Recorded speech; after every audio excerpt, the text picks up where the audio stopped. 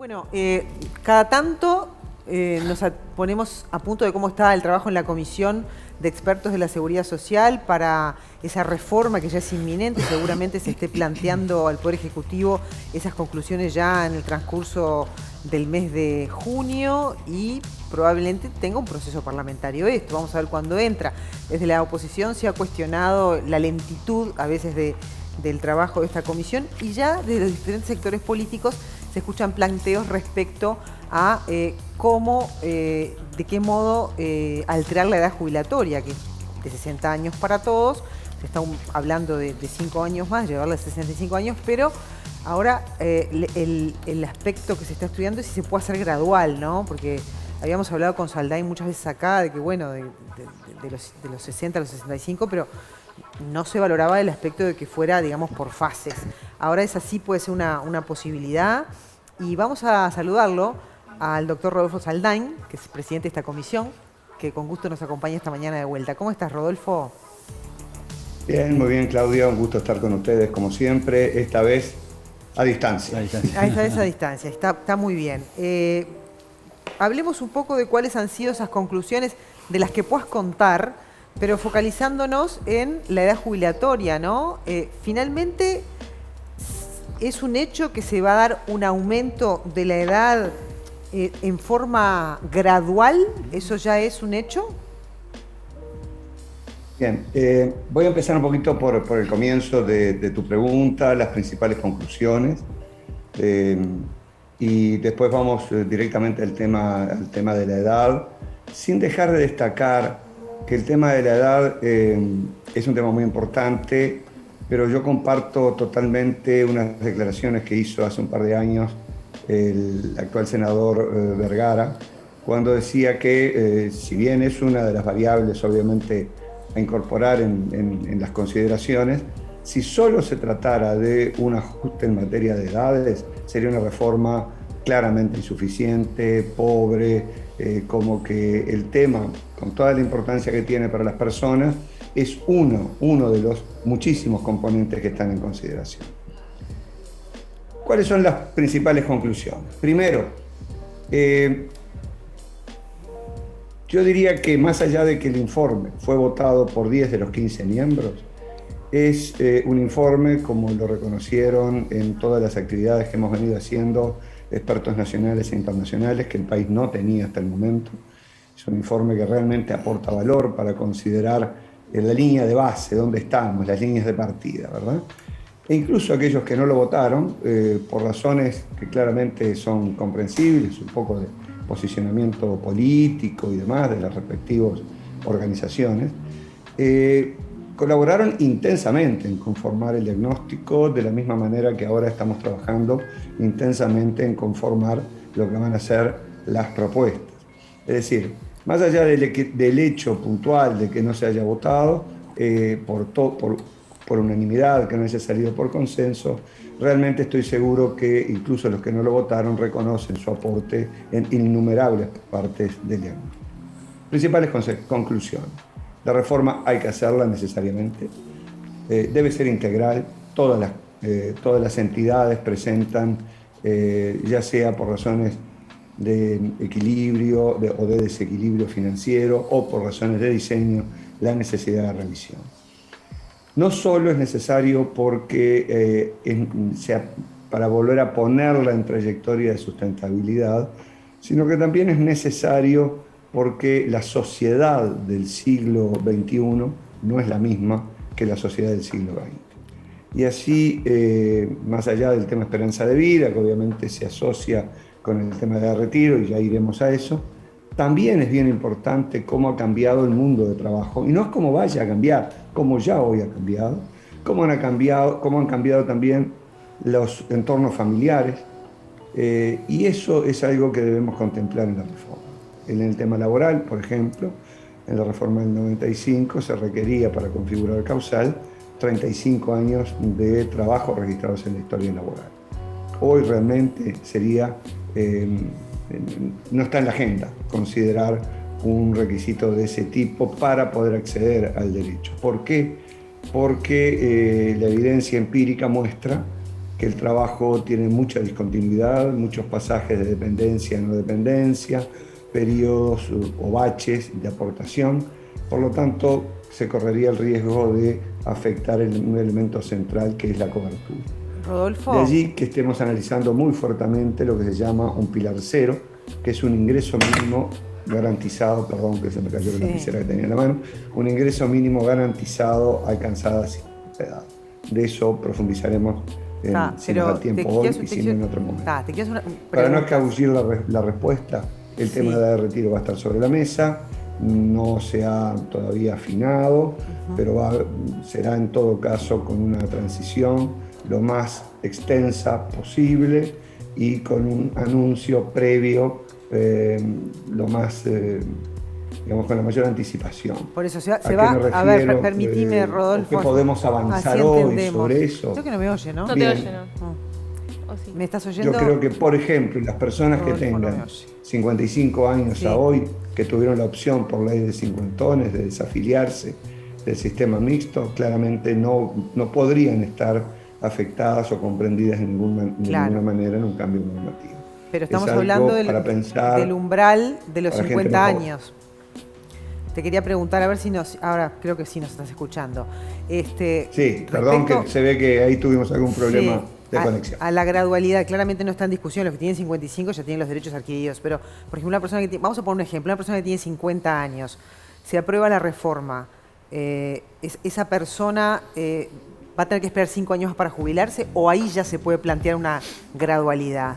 Y lo otro es si se está a estudio la posibilidad de bajar la cantidad de años trabajados por esa discontinuidad que vos hablabas, ¿no? A veces al trabajador, teniendo la edad para jubilarse, no tiene la cantidad de años necesarios para poder hacerlo. Bien. Una persona que tiene 55 años, como te decía, no estaría comprendida, no tiene todavía, no sería un caso de derecho adquirido, porque bueno, para adquirir el derecho hay que tener 60, pero está muy próximo, obviamente. Claro. Una persona en el orden de los 50 años podría llegar a estar incorporada en un ajuste de las edades mínimas, pero no por encima de lo que hoy es la edad habitual de jubilación, que está en el orden de los 62 años aproximadamente. Es decir, diría que una persona que tenga 50 años podría tener, sí, que esperar algún tiempo más como edad mínima, pero en algo que podría estar razonablemente alineado con lo que es la edad promedio de jubilación en el día de hoy. En cuanto a la cantidad de años de trabajo, es probable que en el diseño, a partir de una determinada edad, en el orden de los 65 años, sea posible acceder a la jubilación o a un tipo de jubilación con un tiempo de trabajo inferior a los que hoy prevé la legislación. Correcto. Y respecto a la cantidad de personas que llegan a la edad jubilatoria pero no tienen los años trabajados, ¿hay un número, hay cifras? ¿Ustedes manejan volúmenes en ese sentido? Sí, y es un número importante. Hasta el momento eso se ha solucionado a través de mecanismos, diríamos que no son transparentes y que son mecanismos que no queremos que se continúe utilizando, que es prueba de servicios mediante testigos, declaraciones que, bueno, muchas veces eran ciertas, muchas veces sabemos que no. Pero es una práctica, Rodolfo, es una práctica bastante común esa, Rodolfo. Demasiado común, lamentablemente, en la historia del país, ¿no? Es decir, no es cuestión de que ahora, pero siempre ha sido una práctica demasiado común. Y la idea es que eso es también un elemento de injusticia. Pero también sería de injusticia dejar fuera a personas que han llegado ya a una determinada edad y que no tienen ingresos de otras características. Por eso estamos pensando en un diseño de un ingreso mínimo garantizado a partir de una edad del orden de los 65 años, que implica un beneficio básico en el orden del valor de la jubilación mínima aproximadamente, pero que vaya creciendo a medida que crecen los derechos que generó las personas con su aporte real, efectivo. Eso implicaría la posibilidad de una cobertura de carácter universal y un reconocimiento de valor a cada peso aportado, que el diseño actual de las jubilaciones mínimas no tiene esa propiedad. Bien, ¿y qué pasa con las personas que... he escuchado decir varias veces que el Banco de Previsión Social tiene registro, respaldo del 92 para adelante, que todo lo que está del 92 hacia atrás es difícil de formalizarlo, de constatarlo, ¿no? Vos me corregís si esto es así. ¿Y qué pasa con esas personas que tienen muchos años trabajados antes de esa fecha? ¿Va a existir todavía la posibilidad de presentar testigos? Es decir, ¿qué herramienta se tiene para demostrar trabajo? Bien, la corrección que te voy a hacer es solo con la fecha. Abril del 96 en adelante 96. Está la información de historia laboral. Abril del 96 hacia atrás, esa información está parcialmente. Naturalmente, cualquier cambio que se haga, hoy eso se puede reconocer en muchos casos mediante mera declaración. Probablemente eso pueda modificarse, pero va a haber siempre la posibilidad de probar ese tiempo anterior de trabajo en el que está, yo que sé, buena parte de las generaciones que hoy se están jubilando tienen servicios anteriores a abril del 96. Eso va a poder ser probado por cualquier medio admitido por el derecho, en que incluye obviamente la prueba mediante testigos. Correcto. Yo quería preguntar, Rodolfo, ¿cómo incide el tema de la falta de empleo de hoy en lo que van a ser las jubilaciones del futuro? Y eso sumado a que justamente en esta situación, por ejemplo, de crisis, hay mucho trabajo irregular con no aportes al Banco de Previsión Social. Entonces, ¿eso cómo se va a conjugar en lo que va a ser el futuro jubilatorio? Mira, esa situación que hoy la estamos viviendo por la crisis sanitaria, pero que Uruguay, pese a ser el país con mayor formalización en la región, tiene prácticamente 1 de cada 4 trabajadores que no aporta a la seguridad social. O que no aporta hoy o no aporta en determinados periodos. Lo que se llama técnicamente densidad de cotización, que es el tiempo que se aporta sobre el tiempo cronológico, es decir, sobre el tiempo que en verdad ocurre, en el Uruguay es del orden de un 60-70% según el sector de actividad. Es decir, que también tenemos 2 problemas, ¿verdad? Por un lado, mucha gente en el sector informal, por el otro lado, tenemos también, a nivel de las personas, periodos o baches de falta de aportación relevantes. La solución para esa situación es este ingreso mínimo garantizado que te estaba mencionando, que tiene la propiedad de que además mejora el haber en función de qué, en función de el aporte efectivamente financiado o autofinanciado por las contribuciones de las personas y sus empleadores. Bien, ¿y qué se plantea esta comisión como conclusiones para ampliar la cobertura de sectores de la actividad que hoy no están contemplados o que están fuera del sistema, como yo que sé, todo lo que hace el trabajo digital, ahora que estamos con el teletrabajo y demás? Porque claramente lo que el Banco de Previsión Social también necesita es captar más trabajadores, ¿no? Como forma de financiarse mejor. En ese sentido, ¿en qué se está pensando? Bien, nosotros estamos trabajando en un par de líneas en ese tema. La primera son líneas históricas que el banco ha trabajado siempre, que tienen que ver con los contralores y demás, pero también están, y hoy es un elemento muy, muy importante, la cobertura de salud asociada a la formalidad.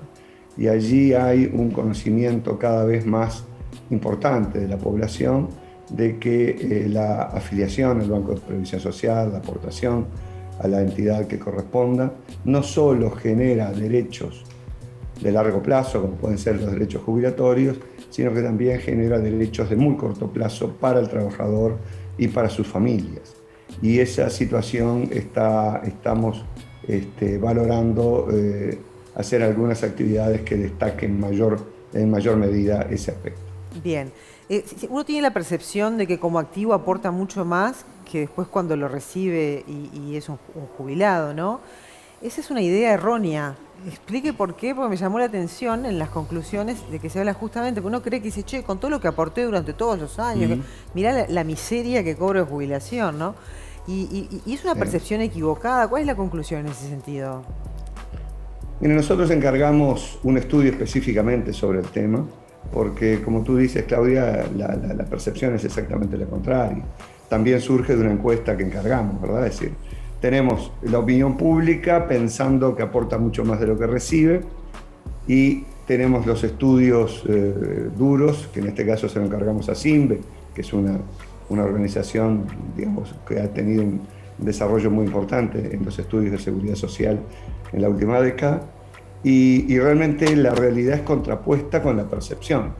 Pero creo que hay alguna cuenta, una cuenta, como solemos decir, de almacenero que nos ayuda a entenderlo. Si nosotros aportamos durante 30 años, pensemos, un 25%, para decirlo en un número redondo, del salario, entre lo que aporta el trabajador, el empleador, es menos, pero pensemos un 25%, durante 30 años, no podemos pagar durante 20 años una buena jubilación. Ni siquiera deberíamos estar pagando una jubilación algo por encima del 25%, pero no mucho por encima del 25% del salario asegurado. Sin embargo, Uruguay paga en la media un 60% del salario asegurado. Por lo tanto, como vivimos prácticamente los 2/3 de lo que aportamos luego de jubilados, allí está la razón por la cual, en definitiva, la jubilación es chica, que es lo que lleva a que la persona diga, bueno, pero esto con lo que yo aporté, pero a lo largo del tiempo que promedialmente se vive, en verdad se recibe 2 y 3 veces, según el caso, lo que fue el aporte efectivo. Y eso es algo que en un crecimiento económico, en una sociedad con un gran crecimiento económico, que no ha sido el caso de Uruguay históricamente, podría no ser un problema demasiado grande, pero en un país cuyo crecimiento económico es relativamente modesto históricamente y donde cada vez hay menos personas en edad de trabajar, allí se transforma realmente en un problema muy significativo económica y socialmente. Bueno, muy bien. Vamos a dejar para otro día seguir charlando porque se nos fue el tiempo, pero hay muchísimos otros aspectos que tiene esta reforma que tienen que ver con la equidad, con la sostenibilidad. Y ahora que decías eso, la otra vez cuando estuviste acá, ¿te acuerdas? La primera vez presentando el libro, hablábamos de la población envejecida, que es la que va a seguir creciendo en contraposición a los jóvenes, que si uno mira la población dentro de, yo qué sé, algunas décadas para adelante, se encuentra con mucho más viejos que jóvenes, y eso también seguro que es un problema. Esto ustedes lo presentan, el Poder Ejecutivo ahora. Es un problema, pero también es una oportunidad, Claudia. Sí. No es solo un problema, ¿no? Lo único que tenemos que saber aprovechar el dividendo de la longevidad, es decir, el capital humano que tienen esas personas mayores, que es muy importante y que hoy todas las sociedades desarrolladas están esforzándose en aprovecharlo de la mejor manera. Y en esta, perdóname, lo que decís, eso se me ocurre preguntarte, en esta reforma está planteada la posibilidad de que todos los jubilados puedan trabajar, todos, de todos los sectores, que yo me jubilo y puedo seguir trabajando, eso sí también está planteado. Sí, está planteado, lo venimos analizando con detenimiento. Hemos hecho, por lo pronto, 3 actividades nacionales, 2 nacionales y una internacional, donde hemos analizado qué están haciendo los países a nivel global en el tema. Todos se orientan a habilitar la posibilidad de trabajar luego del retiro en determinadas condiciones. Y también hemos analizado con bastante detalle lo que los economistas llaman la falacia del número fijo de empleos. Aquella idea de que para que una persona trabaje hay otra que no puede hacerlo, sino que por el contrario hay un círculo virtuoso de mayor nivel de actividad y de empleo genera al mismo tiempo mayor empleo. Muy bien, Rodolfo, muchas gracias. Esto entonces se presenta al Poder Ejecutivo el mes que viene y tendrá su trámite parlamentario capaz que el año que viene, ¿no? La idea del Poder Ejecutivo es iniciar el trámite parlamentario en el último trimestre de este año. Bueno, vamos a hacer, y con un debate seguramente muy caliente, ¿no? Porque ahí se van a contraponer posiciones que están en las antípodas muchas veces, así que eso también va a llevar un acalorado intercambio, seguramente.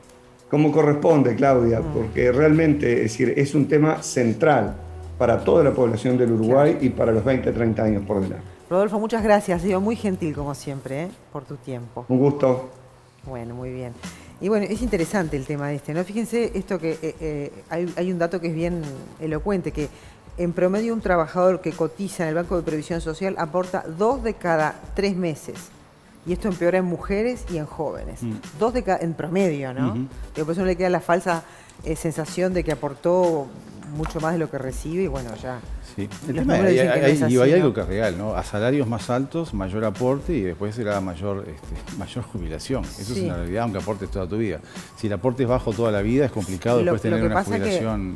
lo bueno Los de ahora- salarios son bajos. Lo ese bueno es de el ahora es que problema, el ¿no? cálculo te lo van a hacer con determinada cantidad de años los últimos o te van a tomar los en los que ganaste mejor. Lo mejor eso que sí. O tú Entonces, al elegís. cambiar la forma de calcular, Claro. seguramente va a mejorar la Y jubilación. Rodolfo siempre apunta al ahorro, ¿no? De que nos acostumbremos a Sí. ahorrar y poner plata. Que yo quisiera saber quién mete guita, ¿no? Ahí Es difícil. Es difícil. O sea, ¿a quién le sobra?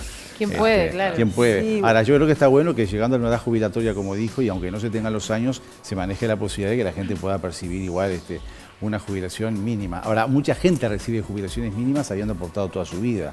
Entonces ahí Bueno, exacto. habrá que ver la diferencia, Las personas ¿no? que facturan también. Exactamente. Entonces, si yo aporté toda mi vida, tengo una Exacto. jubilación Bien, mínima bien, Maggie. y aquel no Bien, tuvo Maggie. los años suficientes y va a tener la mínima también. Digo, Claro. Es muy complicado. Sí, y bueno, y acuérdense que se unifican todas las cajas, las paraestatales también van dentro de esta reforma, no quedan por fuera.